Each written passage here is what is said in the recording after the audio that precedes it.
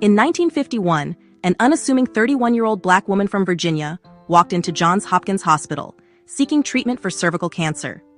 Her name was Henrietta Lacks. Henrietta, a wife and mother of 5, sought answers and relief from her symptoms. Her visit that day would unknowingly alter the course of medicine forever.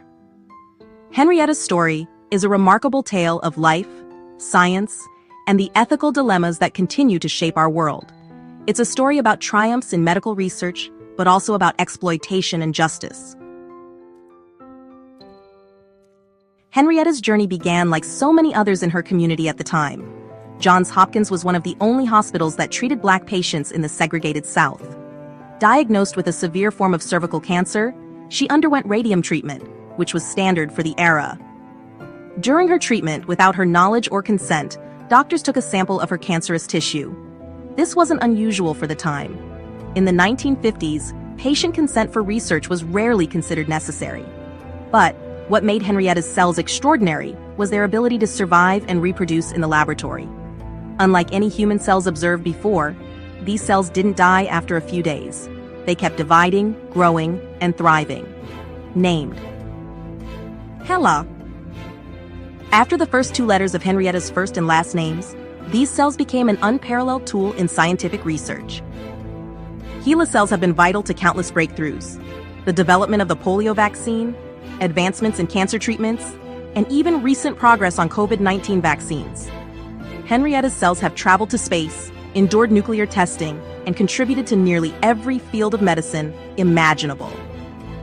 HeLa cells helped map the human genome, unlocking secrets of human biology and paving the way for personalized medicine. The scientific community celebrated the remarkable potential of HeLa cells, but a crucial aspect of the story remained untold. Henrietta Lacks, the woman behind these groundbreaking cells, remained unknown, her identity hidden from the world. The ethical implications of using her cells without her knowledge or consent would surface years later, sparking debate and controversy. As HeLa cells became a cornerstone of medical research, the ethical implications of their origin began to emerge. For decades, Henrietta's family had no idea about her monumental contribution. It wasn't until the 1970s, more than 20 years after her death, that they learned about the existence of HeLa cells. Imagine their shock. While pharmaceutical companies and research institutions reaped billions from HeLa-derived discoveries, the Lacks family, living in poverty and largely unaware of the scientific significance of HeLa cells, received no compensation for their contribution to science. Henrietta's cells had become a billion-dollar industry, used in countless research projects and commercialized by biotech companies. Yet, her family couldn't even afford basic health care. The story of Henrietta Lacks and her immortal cells exposed a stark contrast between scientific progress and the ethical treatment of patients, particularly those from marginalized communities. The lack of informed consent and the commercialization of human biological materials without benefit sharing ignited debates about patient rights, scientific responsibility, and social justice. Henrietta's case is a stark reminder of the legal and ethical gray areas surrounding medical research. At the time her cells were taken, no laws required doctors to inform patients about using their tissues for research. The landmark 1990 case, Moore versus Regents of the University of California, established that individuals lose ownership of their tissues once removed. This controversial ruling gave institutions legal rights over excised biological materials, fueling debates about patient rights and medical ethics. But for marginalized communities, the implications were even more profound. Henrietta's story represents a long history of exploitation in medicine, from the Tuskegee syphilis study to forced sterilizations. These practices have left a legacy of mistrust that continues to affect healthcare access and participation in research today. The Lacks family's journey for recognition and compensation has been long and fraught. In 2013, they reached an agreement with the National Institutes of Health, giving them some control over the use of HeLa cells in federally funded research. Yet this agreement did not address the financial profits generated from the cells.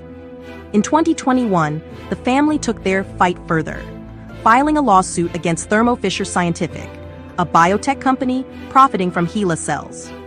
Their argument was clear.